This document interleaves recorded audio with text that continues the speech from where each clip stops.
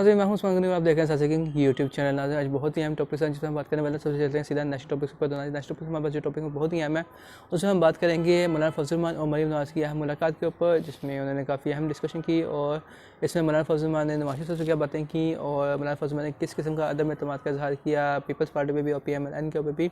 और क्या वो इस बीच मैदान में अकेले रह गए हैं या उनके साथ अभी भी कोई साथ खड़ा हुआ है, और क्या पीपल्स पार्टी भी डबल गेम करी मौलाना फजल रहमान के साथ, और क्या मुस्लिम नून भी डबल गेम करी है मौलाना फजल रहमान के साथ, ये भी हम देखेंगे। और हम ये भी देखेंगे कि इनसाइड स्टोरी क्या है इन दोनों इस अहम मीटिंग की। और फिर हम ये भी देखेंगे कि मौलाना फजल रहमान की जो मीटिंग हुई है मोहम्मद दुरानी साहब के साथ, उसमें क्या डिस्कशन हुई और मौलाना फजल रहमान ने उसमें क्या कहा कि मैं इस मीटिंग मैं ग्रैंड नेशनल डायलॉग को रिजेक्ट करता हूँ। और दूसरा ये कि मैं जो हूँ अगर डायलॉग होंगे तो वो उनका कहना ये है कि मौलाना फजल रहमान कि मैं तमाम कोर कमांडर्स की मौजूदगी में जो है वो डायलॉग करूँगा। तो ये इस तरह की कंडीशन जो हैं वो क्या इतनी अहमियत रखती हैं मौलाना फजल रहमान, और क्या मौलाना फजल रहमान से अपना सिर्फ सियासी कद बढ़ाने के लिए इस तरह की बातें कर रहे हैं या वाकई में उनके कोई और मोटिव या इंटेंशंस हैं, तो ये भी हम देखेंगे।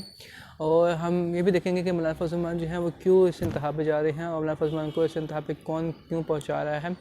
और इसके अलावा ये भी देखेंगे कि मुस्लिम नून जो है वो उसका आखिर प्लानिंग क्या है और उसकी आगे स्ट्रेटजी क्या है, तो हम इसके भी तफसीली इसका जायज़ा लेंगे और इस पर भी नज़र दौड़ाएंगे। तो इंटरनेशनल टॉपिक्स हमारे पास बहुत ही अहम है, उसमें हम देखेंगे कि इंडिया और पाकिस्तान की टेंशन जो है वो इस वक्त अरूज पे है, और इंडिया और पाकिस्तान जो है वो उस वक्त आपस में तैयार बैठे हुए हैं। लेकिन एक बात कंफर्म है कि इंडिया जो है कभी भी सामने से वार नहीं करेगा जब तक कि उसके अंदर हालात इतने ख़राब ना हो जाएं कि वो मजबूर हो जाए कि पाकिस्तान पर हमला करने के लिए। तो इंडिया जो है वो उस पर प्रॉक्सीज यूज़ कर सकता है, लेकिन वो डायरेक्ट अटैक या जो डायरेक्ट हमला है सर्जिकल स्ट्राइक टाइप का वो उसको करने की उसमें हिम्मत नहीं है और ना ही उसमें कैपेसिटी है। और हम ये भी देखेंगे कि इंडियन डिफेंस एनालिस्ट जो थे NS अस्थाना साहब, उनकी जो बुक आई है उसमें वो भी बहुत अहम है। उसमें भी क्या तहलका इंकशाफात किए गए हैं इंडियन आर्मी के वाले से, तो उस पर भी नजर आएंगे कि उन्होंने कहा है कि इंडियन आर्मी में इतनी कैपेबिलिटी नहीं है कि वो पाकिस्तान का मुकाबला कर सके। तो वो डोनाल्ड ट्रंप साहब जो हैं उनके हालात जो हैं वो सब गंभीर चल रहे हैं, और डोनाल्ड ट्रंप साहब अभी भी स्टिल पूरी उम्मीद है कि वो जो हैं वो अभी भी इलेक्शन जो है वो जीत सकते हैं और वो इलेक्शन नताइज का पासा जो है वो पलट सकते हैं। तो ये अभी देखना बाकी है, क्योंकि 140 रिपब्लिकन्स जो हैं उन्होंने कहा कि हम वोट देंगे बाइडेन के ख़िलाफ़ और हम बाइडेन की कामयाबी को शिकस्त में तब्दील करेंगे। तो ये भी देखना बाकी है कि क्या ये वाकई मुमकिन भी है या नहीं, या सिर्फ ये ऐसे ही वो कहते हैं ना कि हवाई फायर है, या फिर ये कहते हैं कि ऐसी ही तड़ियाँ हैं। तो फिर हम ये देखेंगे कि क्या डोनाल्ड ट्रंप साहब वाकई कोई बड़ा प्लान लेके बैठे हुए हैं और क्या उनके वाकई में इंटेंशन है। और दूसरा ये कि जो बाइडेन साहब को जो है वो नेशनल सिक्योरिटी में अमूर की जो है ब्रीफिंग जो है वो क्यों नहीं दी जा रही और क्यों नहीं उनसे चीज़ मामला जो है वो खुफिया रखे जा रहे हैं। तो ये भी बहुत अहम मामला हैं कि आखिर एक प्रेसिडेंट इलेक्ट है, यानी कि प्रेसिडेंट इलेक्ट हो चुका हुआ है लेकिन अभी हल्फ लेना बाकी है सिर्फ, तो उसको इतनी अहम अमूर पे जो है नेशनल सिक्योरिटी की ब्रीफिंग जो है वो क्यों नहीं दी जा रही। तो ये बहुत ही सवाल निशान है, तो अभी इस पर नजर दौड़ाएंगे। तो सबसे चलते हैं सीधा नेशनल टॉपिक से। तो हुआ कुछ यूँ कि मरीम नवाज़ और मौलाना फजल रहमान की बहुत ही अहम मीटिंग हुई, जिसमें मौलाना फजल रहमान ने काफ़ी अहम अमूर पर बातचीत की मरीम नवाज़ से और मुस्लिम के दीगर रहनुमा से, जिसमें नवाज शरीफ भी शामिल हैं। तो उसमें मौलाना फजल रहमान ने शदीद तहफ़्फ़ुज़ात का इज़हार किया मुस्लिम नून के ऊपर भी और मरीम नवाज़ की मुस्लिम नून की लीडरशिप के ऊपर भी। उन्होंने कहा कि मुस्लिम नून जो है वो क्यों बैकडोर राब्ते में इस वक्त इन कॉन्टैक्ट है एस्टेब्लिशमेंट के साथ, और क्यों वो ये मुज़ाकर जो है वो जारी रखे हुए है, और क्या इसमें नवाज शरीफ की मस्जिद शामिल है, और क्या शहबाज शरीफ जो है वो नवाज शरीफ साहब की मस्जिद से चल रहे हैं और ये मुज़ाकरत कर रहे हैं। तो इस वाले से जब मौलाना फजल रहमान साहब की जब बात हुई नवाज शरीफ साहब से टेलीफोनिक, तो उसमें नवाज शरीफ साहब ने ना इसकी तरदीद की और ना ही उन्होंने यानी कि ये नहीं कहा कि मैं इसकी शहबाज शरीफ साहब जो अपनी मर्ज़ी से ये डायलॉग जो है ट्रैक टू डायलॉग जो भी कहते हैं वो कर रहे हैं। तो इसका मतलब तो यही हुआ कि नवाज शरीफ साहब की पूरी आशीर्वाद हासिल है, यानी कि शहबाज शरीफ साहब को यानी कि पूरी हमायत हासिल है शहबाज शरीफ साहब को इन ट्रैक टू डायलॉग के ऊपर, और नवाज शरीफ साहब हैं वो भी पूरे तौर पर ऑन बोर्ड हैं इस सारे मामला में, और तमाम मामला जो है वो नवाज शरीफ साहब की कंसेंट से इस वक्त चल रहे हैं, और ये जो ट्रैक टू डायलॉग हैं ये चल रहे हैं। तो उस पर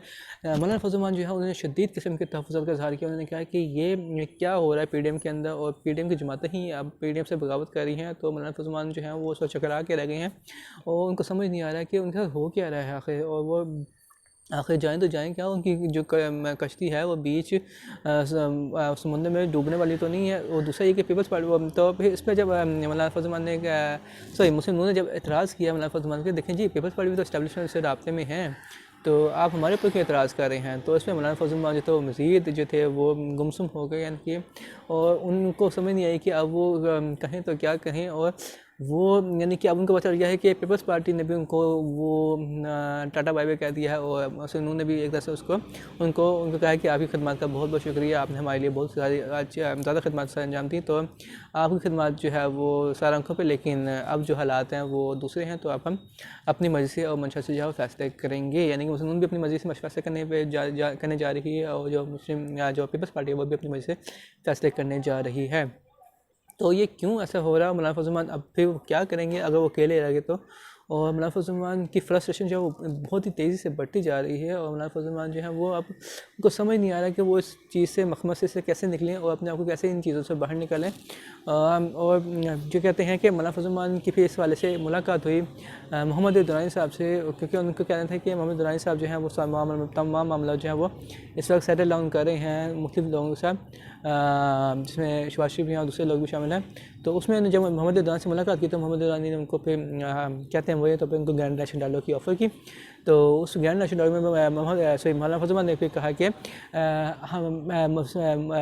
जो JUIF है और जो PDM है जो है वो ग्रैंड नेशनल डायलॉग पर यकीन नहीं रखती, और ना ही हम ग्रैंड नेशनल डायलॉग में का हिस्सा बनेंगे, उसका पार्ट बनेंगे। तो इस वजह से मौलाना फजल रहमान ने कहा कि अगर मुज़ाकरात करनी ही है तो फिर उन्हें सख्त किस्म की कंडीशंस जो है वो रखी, जिसमें उन्होंने कहा कि अगर मुज़ाकरात करना है तो फिर तमाम कोर कमांडर्स की मौजूदगी में होने चाहिए और पब्लिकली होने चाहिए। तो ये एक बहुत ही अजीब किस्म की कंडीशंस थी जो कि मौलाना फजल रहमान ने रखी है मोहम्मद दुरानी साहब के सामने। और कि अगर ये कंडीशन जो है, वैसे भी ये कंडीशन जो है वो एक बचकाना कंडीशन मालूम होती है, उसमें कोई रियलिटी या इसमें कोई हकीकत नज़र हमें नहीं आती। तो आप देखना ये कि ये जो मौलाना फजल रहमान जो हैं वो अब आखिर करना क्या चाहते हैं, उनकी इंटेंशंस क्या हो, वो आप इस मामले को किस रुख लेके जाना चाहते हैं। क्योंकि अब तो तमाम मामले जो है वो सबके सामने आया हो चुके हैं कि मुस्लिम नून भी अब किसी किस्म के इस्तीफ़े देने वाली नहीं है, और ना ही पीपल्स पार्टी जो है वो इस्तीफ़े देने वाली है। क्योंकि अब पीपल्स पार्टी के सदर यानी कि को चेयरमैन जो थे असद ज़रदारी साहब, उन्होंने मुस्लिम नून के रहनुमा नवाज शरीफ को कायल कर लिया है कि वो अब 2 महीने जो है वो इस्तीफ़ा नहीं देंगे, यानी कि मार्च तक जो है वो अपना मुस्लिम नून भी और पीपल्स पार्टी दोनों जो है वो इस्तीफ़ा नहीं देंगी, और सेनेट का इलेक्शन वो कंटेस्ट करेंगी और बाई इलेक्शन में कंटेस्ट करेंगी, और फिर अप्रैल में जाके वो सोचेंगी कि आया उन्होंने इस्तीफ़ा देना है या नहीं देना है, या लॉन्ग मार्च में जाना है या नहीं जाना। तो ये सारी मामला जो है वो आगे पेंडिंग हो गया है। तो मौलाना फजल रहमान इस वक्त शदीद गुस्से में है, यानी कि इंतशार का शिकार है मौलाना फजल रहमान। उनको समझ नहीं आ रहा कि अब ये दो पार्टियां जो थी वो PDM में कहती हैं कि हम इस्तीफ़ा देंगे, लेकिन बाहर जाके कहती हैं कि हम मुज़ाकरात करेंगे, हम ये करेंगे, बैकग्राउंड में चैनल से राब्ते भी है। तो फिर अब मौलाना फजल रहमान जो है वो उन्होंने कहा कि ठीक है, अब मुस्लिम नून के कहने पर मौलाना फजल रहमान जो है वो अब पीपल्स पार्टी को भी 2 महीने का टाइम देने पर राज़ी हो गए हैं, और वो अब देखते हैं कि 2 महीने तक कहते हैं कि एक आखिरी चांस देते हैं पीपल्स पार्टी को, ट्राई करते हैं कि वाकई पीपल्स पार्टी जो है वो PDM के साथ है भी या नहीं, और क्या पीपल्स पार्टी के अपने कोई इंटेंशन या मोटिव है या उनका अपना कोई एजेंडा है, तो वो भी वो देख लेंगे। इस 2 महीने में उनको पता चल जाएगा। तो अब ये आखिरी चांस जो है मौलाना फजल रहमान जो है वो पीपल्स पार्टी को देने जा रहे हैं। तो उसमें हम देखेंगे कि मुस्लिम नून जो है वो भी अब एक तरह से बैकफुट पे आ गई है, और अब मुस्लिम मरीम नवाज़ जो है वो जो कह रही थी कि अब हम ये कर देंगे, वो कर देंगे, हम फ़ला कर देंगे, फ़ला चीज़ कर देंगे, तो वो सारे गरम बयान जो हैं वो अब ठंडे होते जा रहे हैं, और सर्दी के साथ साथ उनमें भी शिद्दत में भी कमी आती जा रही है। तो क्या ये मोहम्मद दुरानी के मुज़ाकरात का कमाल है, या फिर ये तमाम चीज़ों का जो बैकडोर डायलॉग था उनका कमाल है। लेकिन एक चीज़ तो तय है कि इस दुनिया में तमाम चीज़ें होती हैं वो फ़ानी होती हैं, टेम्परेरी होती हैं, और कोई भी चीज़ है वो परमानेंट नहीं होती, और परमानेंट जो है वो सिर्फ़ और सिर्फ अल्लाह ताला की ज़ात होती है, और ज़ात है, और अल्लाह ताला का जो फ़ैसला है वो ही हतमी फ़ैसला होता है। और अल्लाह ताला कभी भी अपने बंदों को और अपने ख़ास यानी कि बंदों पे अपना जो कर्म जो है वो कभी भी ख़त्म नहीं करता। लेकिन जो सियासी सूरत हाल है, सियासी सूरत में अगर आपने कमी लेके आनी है तो आप उनके साथ डायलॉग ज़रूर करें, इलेक्शन रिफॉर्म्स पे डायलॉग कर लें, आप दूसरी चीज़ में डायलॉग कर लें, लेकिन ये जो मैटर है कि एनआरओ दे दें या आप उनको रिलीफ दे दें या फिर आप उनको दूसरी चीज़ें दे दें, तो इस पर जो है वो ना ही आवाम मुतफिक होगी और ना ही ये पाकिस्तान के मफाद में होगा। जैसे कि इमरान खान जो है वो खुद कह चुके हैं कि किसी किस्म का किसी को भी एनआरओ जो है वो नहीं दिया मिलेगा। और ये भी देखना बाकी है कि क्या मौलाना फजल मान जो हैं वो उनके पास बाकी कोई जवाब है अपने आमदन से ज़ायद असासों का, तो ये भी देखना बाकी है। वही तौर पर आमदन से ज़ायद असासों का यानी कि तो उसमें देखना है कि मौलाना फजल मान जो है क्या वो जवाब देते हैं या फिर वो गिरफ्तारी देते हैं या फिर वो मुज़ाकरात करते हैं, तो ये भी अभी देखना बाकी है। तो अब चलेंगे इंटरनेशनल हमारे साथ बहुत ही अहम टॉपिक्स हैं, तो उसमें हम देखेंगे कि इंडिया और पाकिस्तान के जो हालात हैं वो इंतहाई कशीदा हैं और इंडिया जो है वो उस वक्त किसी मौके की तलाश में है, किसी ने कोई मौका मिले तो हम पाकिस्तान पर अटैक करें। लेकिन जहाँ तक मैं अपना पर्सनल एनालिसिस है तो ये है कि इंडिया जो है कभी भी पाकिस्तान के ऊपर ओपन अटैक नहीं करेगा, यानी कि एलानिया अटैक नहीं करेगा और कभी बराह रास्त सर्जिकल स्ट्राइक अब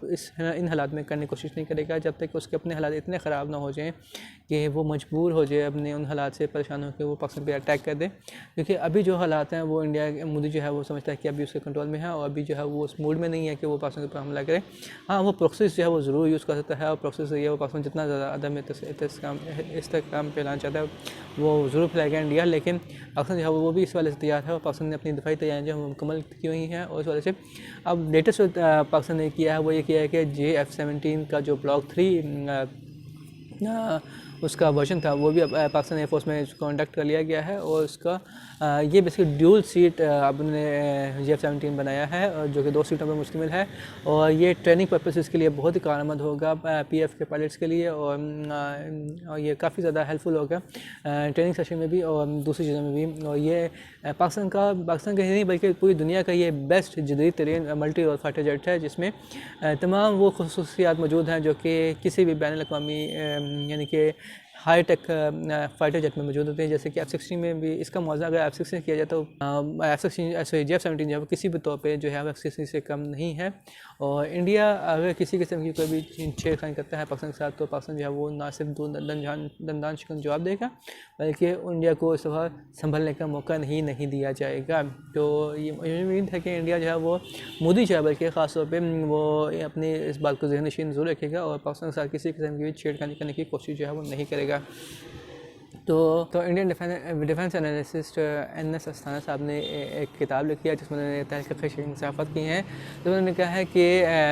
जो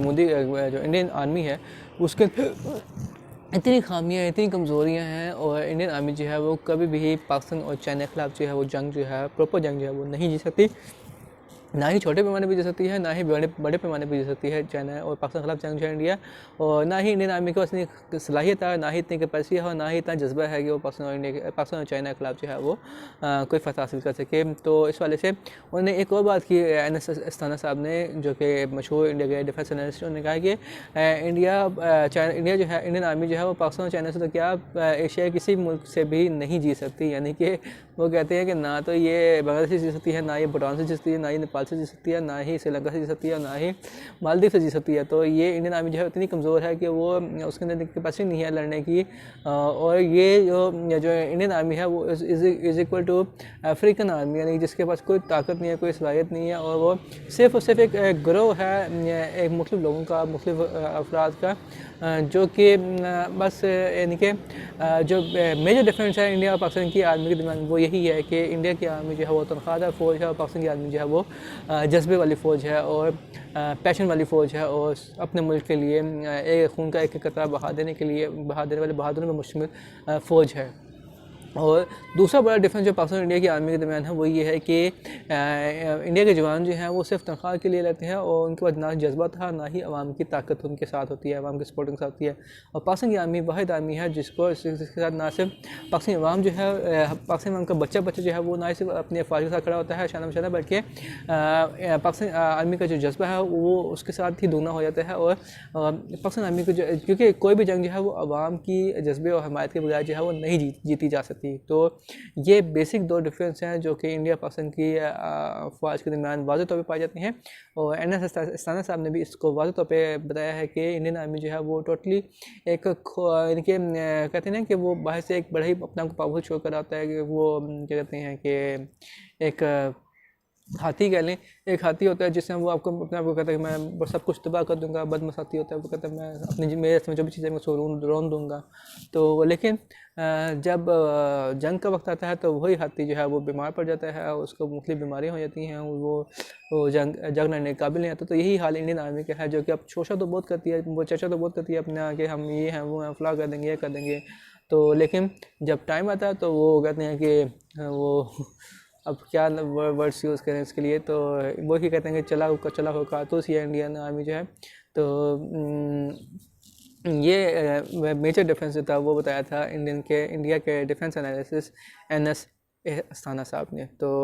अब चलते हैं डोनाल्ड ट्रंप साहब के बाद। डोनाल्ड ट्रंप का मामला जो है बहुत ही अहम है। उसमें देखेंगे कि डोनाल्ड ट्रंप साहब जो है वो एक बार फिर उन्होंने ऐलान किया कि जी जीतूंगा तो मैं ही जीतूंगा, क्योंकि सदर तो सिर्फ मैं ही हूँ और मेरे पास पॉपुलर वोट है, तो मैं ही सदर बनूंगा। तो उनको अभी भी यकीन है, इतना यकीन है, मैं तो हैरान हूँ कि उनको इतना यकीन कैसे है, वो किस बात पे उनको कौन इनको यकीन दिलाया हुआ है कि आप फिक्र न करेंगे, ऐन लम्हे भी आप ही सदर होंगे, इनके आखिरी वक्त तक आप ही सदर होंगे। और जो बाइडेन साहब जो हैं वो किसी सूरत भी जो है वो हलफ नहीं उठा पाएंगे। ये अब मुझे लगता है कि डोनाल्ड साहब का उसको ऐसा प्लान है कि वो इसको एग्जीक्यूट करेंगे लास्ट मोमेंट्स में, कि ताकि इसको कोई कर सकें, कोई ऐसा ट्विस्ट ला सकें 20 जनवरी से एक दिन पहले या 20 जनवरी के दिन भी, जिससे हालात जो है मुकम्मल तौर पर जो बाइडेन के कंट्रोल से बाहर हो जाएं। तो उसमें होगा कुछ नहीं है कि 140 जो रिपब्लिकन पार्टीज़ के जो मेंबर हैं उन्होंने कहा है कि हम जो हैं वो जो बाइडेन के ख़िलाफ़ जो है वो वोट देंगे। और इलेक्टोरल वोट की बात करूँ तो अब देखना है कि ये इलेक्टोरल वोट अगर जो बाइडेन के ख़िलाफ़ जाते हैं तो क्या डेमोक्रेट्स के भी कुछ वोट्स हैं वो भी जो बाइडेन के खिलाफ जा सकते हैं, और क्या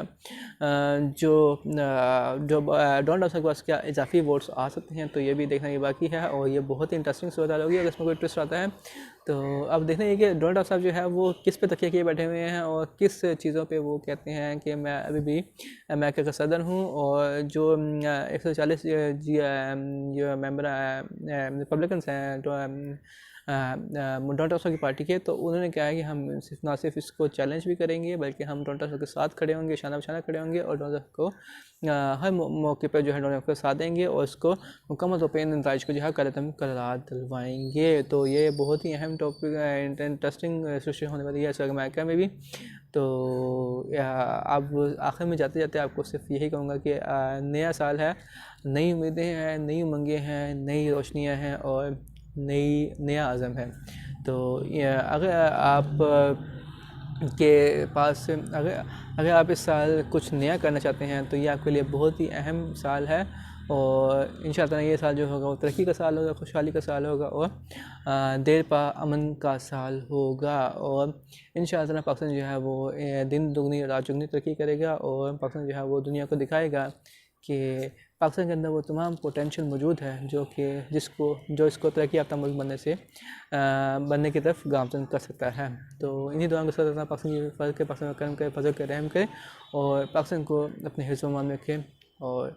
अगर आपको वीडियो पसंद आए तो इस वीडियो को लाइक कीजिए, चैनल को सब्सक्राइब कीजिए और कमेंट सेक्शन में अपने रखने साथ जरूर कीजिए और हमें अपनी दुआ में याद रखिए। पाकिस्तान जिंदाबाद। खुदा हाफिज़।